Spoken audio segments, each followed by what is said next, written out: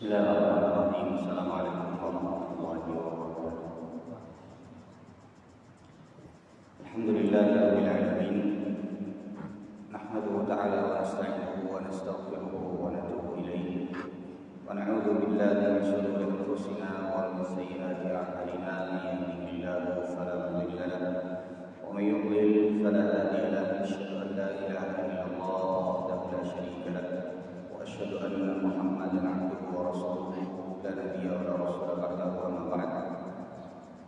Masyarul muslimin dan muslimat rahimani wa rahimakumullah jami'an. Alhamdulillah, pertama kita kembali bersyukur kepada Allah atas semua karunia juga limpahan nikmat yang Allah berikan kepada kita semua. Semoga Allah Subhanahu wa taala senantiasa selalu membimbing kita untuk berada di atas ketaatan sampai nanti ajal dan kematian menjemput kita semua. Amin ya rabbal alamin. Bapak Ibu sekalian yang dirahmati oleh Allah Subhanahu wa taala, kalau biasanya kita membahas tentang fikih-fikih, maka insyaallah pada kesempatan kali ini kita tidak melanjutkan fikih-fikih dan insyaallah mungkin akan kita lanjutkan kembali materi fikih-fikih. Insyaallah pada pertemuan-pertemuan yang akan datang. Pada subuh kali ini insyaallah kita akan membahas materi yang lain, yang mana materi ini adalah juga termasuk dari yang berkaitan dengan keimanan seorang hamba terhadap perkara yang gaib. Dan tidak sempurna keimanan seorang hamba kecuali dia sudah beriman kepada perkara yang gaib. Meskipun dia tidak pernah melihatnya, meskipun dia tidak pernah merasakannya, meskipun dia tidak pernah langsung bersentuhan dengan perkara gaib tersebut. Dan ini adalah syarat sempurnanya keimanan seorang hamba. Ada banyak sekali yang disebutkan di dalam Al-Quran dan juga dalam hadis-hadis Rasulullah SAW yang sahihah, yang kita wajib untuk beriman kepadanya meskipun kita tidak pernah melihatnya. Di antaranya adalah tentang surga dan neraka dan siapa saja yang akan menghuni surga dan neraka. Jadi Allah Subhanahu wa taala menciptakan surga dan neraka, dan Allah Subhanahu wa taala ciptakan siapa yang akan menghuni surga dan neraka. Allah Subhanahu wa taala sudah mentakdirkan orang-orang yang akan menghuni surga, begitu pula orang-orang yang akan menghuni neraka. Ini sudah ditakdirkan oleh Allah Subhanahu wa taala. Hanya saja kita tidak tahu dan tidak boleh kita bersandar diri kemudian tidak beramal saleh dengan alasan bahwa penduduk neraka, penduduk surga itu sudah ditentukan oleh Allah.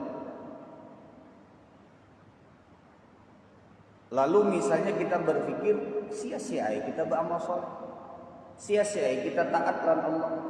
Sudah juga kita ditentukan apakah masuk surga atau masuk neraka. Betul sudah ditentukan siapa yang akan masuk surga dan siapa yang akan masuk neraka.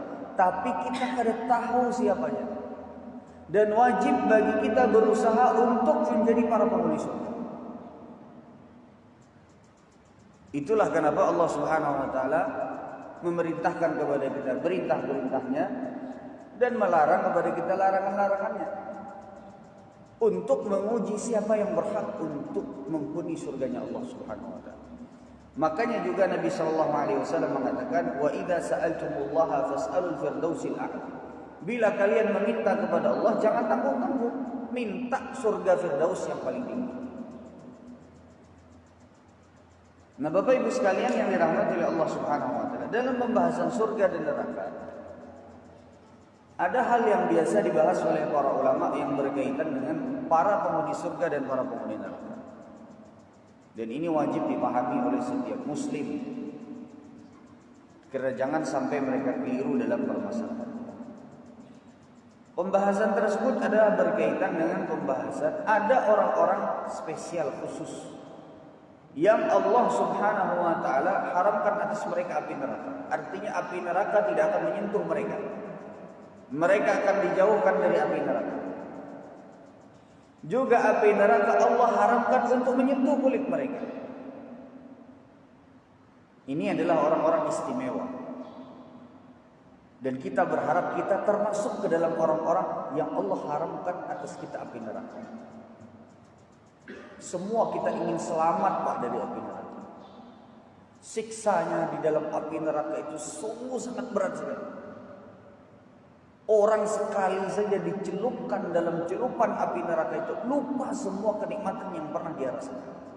Maka dalam sebuah hadis yang sangat masyhur sekali, yu'ta bi an'ami ahli dunya, didatangkan kata Nabi SAW seorang yang pernah merasakan kenikmatan dunia seluruhnya, yang halal yang haram pernah dilakukan, semuanya pernah dirasakan. Dia orang yang paling nikmat hidupnya di dunia, bergelimang harta, kemudian juga hartanya dipakai untuk bermaksiat, semuanya pernah dicobain. Dari maksiat yang paling kecil sampai maksiat yang paling besar.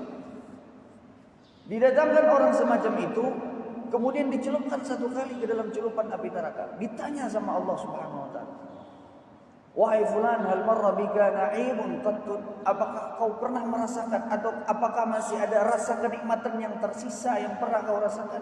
Kata dia, tidak ada satu pun, tidak ada sedikit pun ya Allah kenikmatan yang tersisa pada saat itu. Kada ada bekasnya, Bang.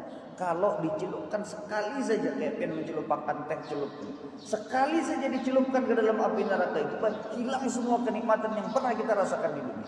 Orang yang pernah merasakan kenikmatan dunia yang paling besar nikmatnya saja, sekali saja dicelupkan ke dalam celupan api neraka, hilang semua rasanya. Makanya kada pintar Pak kita mun seandainya menukar kehidupan dunia ini dengan akhirat kita.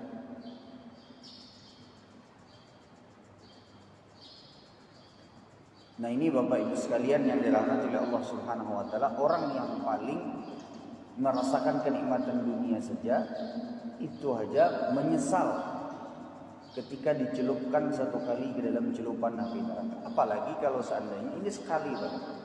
Apalagi kalau seandainya beribu-ribu tahun selamanya dalam api neraka. Na'udzubillahi min dzalik. Nah kita semua ingin supaya selamat daripada siksa-siksa semacam itu.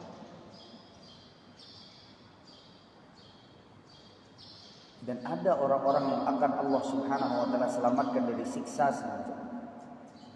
Siapa saja mereka? Orang-orang yang tidak akan disentuh oleh api neraka. Ada apa? Jenis atau golongan orang-orang yang tidak akan disentuh oleh api neraka.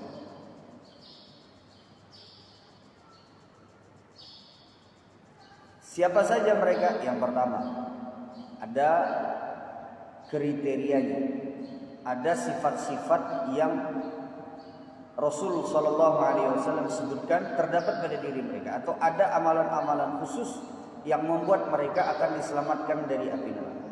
Yang pertama, mereka yang diselamatkan dari api neraka adalah mereka yang menggabungkan 3 sifat dalam diri mereka. Sifat apa saja? Yang pertama adalah iman kepada Allah, percaya, betul-betul mempercayai apa saja yang Allah Subhanahu wa taala sebutkan dalam Al-Qur'an. Begitu pula yang disebutkan oleh Nabi sallallahu alaihi wasallam dalam hadis-hadisnya yang sahih. Itu yang pertama, Pak. Digabungkan dengan mencintai Allah melebihi segalanya. Jadi ngaran mencintai Allah itu Pak bukan hanya sekedar mencintai saja, tidak. Tapi mencintai Allah melebihi dari segalanya. Kalau ada kepentingan kita, kepentingan keluarga kita, bertabrakan dengan apa yang Allah Subhanahu wa taala inginkan, maka kadang alih Pak kita memilih untuk memilih Allah Subhanahu wa taala. Ini kalau orang betul-betul mencintai Allah. Kita misalnya saat ini mencari nafkahnya dengan perkara yang diharamkan oleh Allah. Lalu kita sadar, oh ini kada boleh, ini dilarang oleh Allah.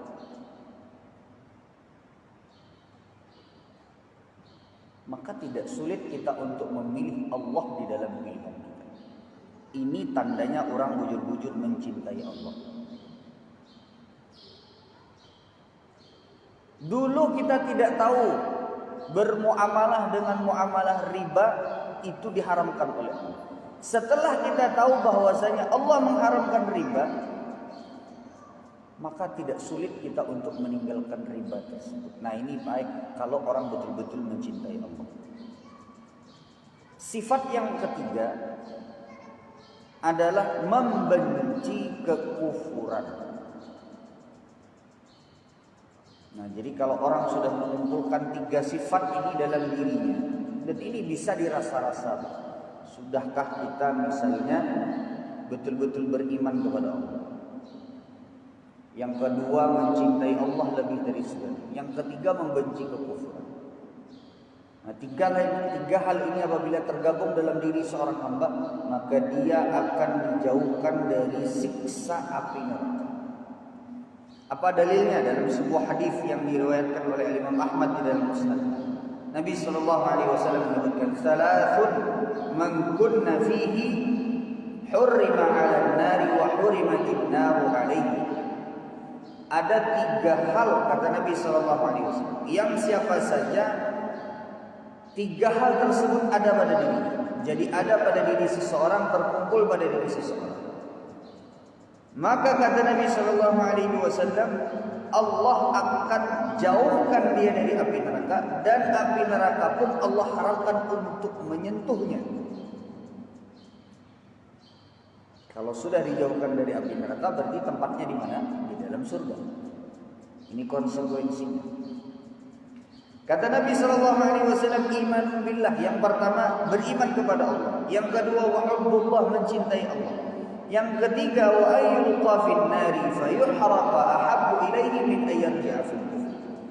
Dia membenci kekufuran, saking bencinya, andai pun dia dilemparkan ke dalam api, jauh lebih dia pilih ketimbang dia harus menjadi seorang yang kafir.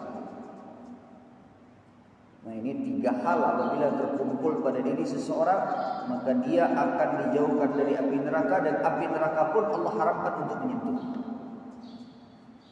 Ini golongan yang pertama. Golongan yang kedua,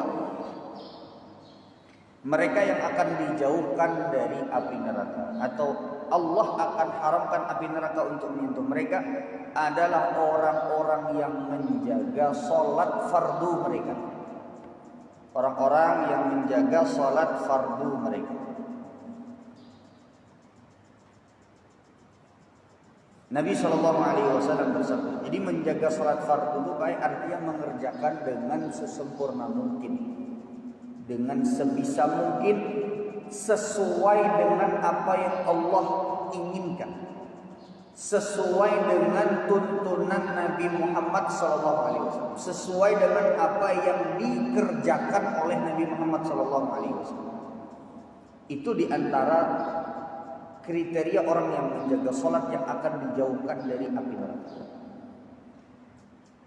Nabi SAW bersabda dalam sebuah hadis yang diriwayatkan oleh Imam Ahmad, "Man hafadha 'ala shalawatil khams," siapa saja yang menjaga salat 5 waktu. Bagaimana cara menjaganya? Nabi SAW menyebutkan, "ala wudu'iha," menjaga wudunya, menjaga cara bersucinya. Jangan sampai bersucinya itu caranya salah. Jangan sampai bersucinya tidak sempurna. Contoh seperti Nabi SAW pernah mengatakan, wailul lil a'qabi minan nar. Celaka atau akan dikenakan api apabila seseorang itu berwudu tidak sempurna, meskipun hanya sekedar seukuran mata kaki yang tidak terkena air wudunya. Kemudian dia bawa sholat dan sholatnya tidak sah. Nah, ini kata Nabi SAW menjaga wudu. Jadi yang pertama itu perwakilan dari menjaga syarat-syarat sahnya sholat. Wudu itu kan syarat sahnya sholat. Bapak Ibu sekalian yang dirahmati Allah. Jadi berarti seluruh syarat sahnya sholat itu harus dijaga. Seperti misalnya ketika sholat menutup aurat, dan aurat itu terbuka di antaranya dengan dua hal. Yang pertama adalah karena tersingkap atau karena terbuka, langsung terbuka. Yang kedua adalah pakai pakaian tapi menerawang, atau tapi misalnya terlihat atau tembus pandang sehingga terlihat aurat bagian dalam. Ini juga termasuk dari bagian dari aurat yang terbuka. Itu diantara hal yang berkaitan dengan menjaga syarat sahnya salat, dan syarat sahnya salat yang lain juga harus dijaga. Wa mawaqitiha, dan dia juga menjaga waktu salat. Jangan sampai salat sebelum waktunya atau keluar dari waktu. Ini bagian dari menjaga salat. Wa ruku'iha wa sujudiha, dan rukuk dan sujudnya pun juga dijaga. Artinya sesuai dengan apa yang diajarkan oleh Nabi Muhammad SAW. Yaraha haqqan lillah haram, haqqan lillahi alaihi hurrima alaihi. Maka siapa saja yang menjaga salat dengan kriteria ini, jadi menjaga syarat-syarat sahnya salat, menjaga rukunnya, menjaga waktunya, maka Allah akan haramkan api neraka untuk menyentuhnya. Jadi pian solat itu Pak, kalau seandainya sempurna solatnya, bagus solatnya, atau setidaknya kita berusaha untuk solat dengan sebaik-baiknya, jika 5 waktu selalu pian lakukan konsisten, maka itu akan menjadi sebab kita dijauhkan dari api neraka. Ini Pak di antara keutamaan orang yang selalu menjaga solat. Itu golongan yang kedua Pak. Golongan yang ketiga adalah orang yang diantara disebutkan masih berkaitan dengan sholat, orang yang menjaga sholat sunnah 4 rakaat sebelum zuhur dan 4 rakaat sesudah zuhur. Orang yang menjaga konsisten selalu melakukan sholat sunnah 4 rakaat sebelum zuhur, 4 rakaat sesudah zuhur. 4 rakaat itu dilakukan 2 rakaat salam, 2 rakaat salam. Sama sebelum zuhur 2 rakaat salam, 2 rakaat salam. Setelah zuhur 2 rakaat salam, 2 rakaat salam. Kalau pian perhatikan hadis yang berkaitan dengan akan disediakan rumah di dalam surga, salat rawatib sebelum dan sesudah zuhur itu kan 4 rakaat sebelum zuhur, 2 rakaat setelah zuhur. Ini untuk mendapatkan rumah di dalam surga sebagaimana di dalam hadis yang sahih. Tapi kalau pian tambah lagi 2 rakaat setelah sholat zuhur, setelah tadi 2 rakaat salam pian, habis itu 2 rakaat salam. Ini akan menjadi sebab kita dijauhkan dari api neraka. Jadi totalnya semuanya adalah 4 rakaat sebelum zuhur, itu dilakukan 2 rakaat salam, 2 rakaat salam. Lalu kemudian pian sembahyang zuhur, salat zuhur 4 rakaat sekaligus. Lalu kemudian 2 rakaat setelah zuhur dan 2 rakaat lagi setelah. Berarti kurang lebih sekitar berapa rakaat pian sembahyang? Berapa? 4 kali 3 berapa? 12. Kalau kita jaga dan konsisten, maka ini salah satu sebab kita akan dijauhkan dari api neraka. Apa dalilnya? Dalam sebuah hadis yang diriwayatkan oleh Abu Daud dan dinyatakan sahih oleh Syekh Al-Albani rahimahullah. Rasulullah sallallahu alaihi wasallam bersabda, "Man hafaza ala 4 raka'atin qabla dhuhri wa 4 ba'daha harama 'ala." Siapa saja yang menjaga konsisten. Hafaza itu artinya menjaga konsisten. Jadi kan dilakukan sekali-sekali kan, tapi memang dia selalu melakukan. Siapa saja yang menjaga sholat 4 rakaat sebelum sholat zuhur dan 4 rakaat setelah sholat zuhur, tentu yang terbaik adalah dilakukan 2 rakaat salam, 2 rakaat salam. Maka kata Nabi SAW, akan Allah haramkan api neraka untuk menyentuh. Ini amalan soleh yang bisa membuat kita dihindarkan dari api neraka. Bolehkah dilakukan Ustaz di masjid atau di rumah sholatnya? Boleh, silahkan. Misal pian ini sholat di masjid, datang pian sungsung antara adzan dan iqamat, pian dapat 4 rakaat sebelum zuhur. Lalu pian sholat zuhur. Lalu kemudian setelah itu pian bulik langsung. Salat 4 rakaat setelah zuhurnya di rumah boleh apa tidak? Boleh. Atau misalnya 4 rakaat setelah zuhurnya di kantor pian, di ruangan pian, boleh apa tidak? Boleh, silahkan. Ini diantara hal yang berkaitan dengan salat 4 rakaat sebelum zuhur atau 4 rakaat setelah zuhur.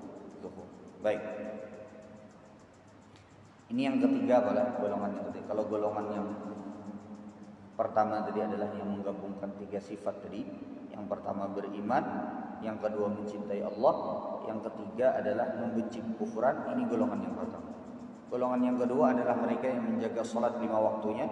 Yang ketiga adalah mereka yang menjaga salat sunnah 4 rakaat sebelum zuhur dan 4 rakaat setelah zuhur. Baik, kemudian yang keempat, di antara mereka yang akan dijauhkan oleh Allah Subhanahu wa taala dari api neraka adalah mereka yang memiliki akhlak atau kepribadian yang jika mereka bergaul dengan orang lain maka sifat mereka adalah memudahkan segala urusan orang lain yang berkaitan dengan dirinya dan lembut ketika bergaul. Jadi ada 2 hal malah kurang lebihnya kalau digabungkan garis besarnya kita tarik. Yang pertama itu memudahkan segala urusan orang kalau itu berkaitan dengan dirinya. Jadi kada ngalihi baik urusan orang. Yang kedua adalah lembut sehingga hasilnya dia selalu dekat dengan orang. Jadi orang senang ketika bergaul dengan dia pun apabila misalnya kayak ada undangan dan lain sebagainya dia selalu datang. Atau qaribum minan nas, artinya dia dekat dengan orang tanpa berpilih-pilih kasta. Tidak melihat apakah ini orang misalnya sugihkah atau kadakah. Yang penting dia bergaul dengan semua orang yang itu adalah memang bisa dikategorikan sebagai kawan. Terkhusus adalah orang-orang yang saleh atau orang-orang yang baik. Dia tidak membedakan orang berdasarkan kasta dunia juga. Ya. Apa dalilnya? Nabi SAW bersabda dalam sebuah hadis yang diriwayatkan oleh Imam Ahmad dari Abdullah bin Mas'ud radhiyallahu taala tentang sifat seorang yang atau tentang kategori orang yang akan menghuni surga Allah Subhanahu wa taala dan akan dijauhkan dari api neraka. Nabi SAW menyatakan hurrima 'alan nari, akan diharamkan untuk disentuh oleh api neraka. Kullu hayyinin layyinin sahlin qaribin minan nas. Setiap orang yang mudah di dalam bergaul, tidak mempersulit urusan orang, kemudian lembut juga dan dekat dengan manusia. Nah ini adalah sifat di antara akhlak yang baik itu adalah lembut, memudahkan urusan orang. Misal seperti ada orang yang berhutang loan dan kita tahu orang tersebut ingin sekali membayar hutang, tapi memang kada mampu, tapi memang tidak memiliki kemampuan untuk membayar hutang. Maka kita katakan misalnya, sudah kada bapak kain aja ikam bayar bilanya ikam memang kawa membayar. Atau apalagi kalau seandainya hutangnya dilunaskan, diputihkan. Nah ini Pak, termasuk dari calon-calon para penghuni surga. Ini diantara sifat orang yang akan dijauhkan dari api neraka. Kemudian golongan yang berikutnya, mereka yang akan dijauhkan dari api neraka adalah mereka yang sering menangis karena takut kepada Allah, sering mengucur menetes air mata mereka, terkhusus dalam kesendirian, ketika mengingat-ingat dosanya, ketika mengingat-ingat kesalahannya, sembari meminta ampun kepada Allah, maka air matanya menetes dan mengucur. Ini termasuk orang-orang yang akan dijauhkan dari api neraka. Orang yang menangis, misal di sepertiga malam terakhir ada dalam tubuhnya orang buringan, pian misalnya menangis, terkhusus sholat malam, pada sholat malam kemudian setelah itu menetes air mata mengingat segala macam kesalahan. maka ini termasuk dari orang yang akan dijauhkan dari api neraka. Jadi banyu mata itu Pak, bila pian jual ke pasar ada dana hapun di manufari. Tapi kalau seandainya air mata tersebut menetes karena takut kepada Allah, maka ini air mata yang akan bisa membuat kita dijauhkan dari api neraka. Nabi SAW bersabda dalam sebuah hadis yang diriwayatkan oleh Imam At-Tirmidzi, "Ainani la tamassuhum an-nar." Ada dua mata yang tidak akan tersentuh oleh api neraka. Ainun bakat min khasyatillah, adalah mata yang menangis karena takut kepada Allah. Mata yang menangis karena takut kepada Allah. Wa ainun batat sahiratun fi sabilillah, dan mata yang bergadang untuk berjihad di jalan Allah. Nah, jadi yang pertama tadi adalah menangis karena takut kepada Allah. Kadang-kadang tangisannya mungkin tidak terasa. Jadi lain tangisan yang diulah-ulah nih pala, tapi betul-betul tulus dia menangis menyadari kesalahan-kesalahannya, dan juga apalagi sampai meminta ampun kepada Allah Subhanahu wa taala, bertaubat kepada Allah dengan tangisan air, meskipun setetes baik. Meskipun setetes, tapi menangisnya itu lain, menangis namun geraung, begulung-gulung itu kadang. Tapi maksudnya ini betul-betul tulus dari hati yang paling dalam, dia menyadari kesalahannya, kemudian dia takut kepada Allah, kemudian dia mengucurkan air mata. Mungkin ada yang bertanya, Ustaz, ulun ni setia rasa-rasa ada dapang kesalahan nang mola ulun menangis. Nah, ini salahnya kita Pak. Kita sebagai manusia itu pasti ada salah. Kadang mungkin kita ada salah. Dan di antara taufik yang Allah Subhanahu wa taala berikan kepada seorang hamba adalah hamba tersebut menyadari kesalahan. Ini salah satu bentuk hidayah yang Allah berikan kepada seorang hamba. Sadar akan kesalahan-kesalahan. Nah, ini Pak, luar biasa. Karena ada banyak orang yang sampai hari ini tidak menyadari kesalahan-kesalahan. Bahkan setelah diingatkan kada sadar juga. Nah, ini yang berbahaya. Nah, yang baik itu orang yang menangis ketika menyadari kesalahannya, takut karena dia jangan-jangan nanti akan disiksa dan diazab oleh Allah Subhanahu wa taala. Kemudian yang terakhir, di antara kriteria kategori orang yang akan dijauhkan oleh Allah Subhanahu wa taala dari api neraka adalah orang yang mengucapkan kalimat la ilaha illallah dari hatinya yang paling tulus, memahaminya, menunaikan syarat-syarat.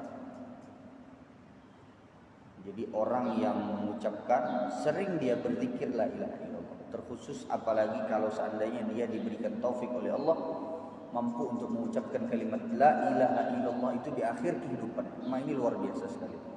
Meskipun kita sekarang mudah mengucapkan la ilaha illallah, tapi tidak semua orang diberikan taufik dan kemudahan untuk mengucapkan la ilaha illallah ini sebelum dia meninggal dunia. Nah, bagi mereka yang suka mengucapkan la ilaha illallah ketika mereka hidup di dunia dan memahami maknanya, tiada Tuhan yang berhak disembah kecuali Allah, dan mempraktekkannya dan memenuhi syarat-syaratnya, maka Allah akan jauhkan dia dari api neraka. Nabi SAW bersabda dalam sebuah hadis yang sahih diriwayatkan oleh Imam Al-Bukhari dan juga Imam Muslim. Kata Nabi SAW, "Inna Allah qad harrama 'ala an-nari man qala la ilaha illallah yabtaghi bidzalika wajha Allah." Sesungguhnya kata Rasulullah SAW, Allah telah haramkan atas api neraka untuk menyentuh mereka yang mengucapkan kalimat la ilaha illallah tulus ikhlas dari dalam hati mereka.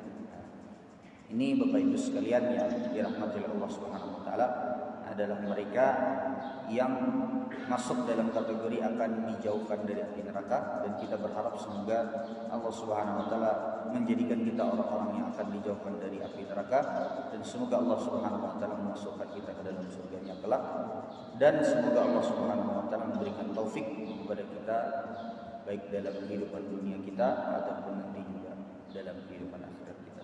Ini yang bisa saya sampaikan pada kesempatan subuh kali ini. Salah khilaf mohon dimaafkan. Kita tutup dari doa kafaratul majelis. Subhanallahumma wa bihamdika asyhadu an la ilaha illa anta astaghfiruka wa atubu ilaik. Assalamualaikum warahmatullahi wabarakatuh.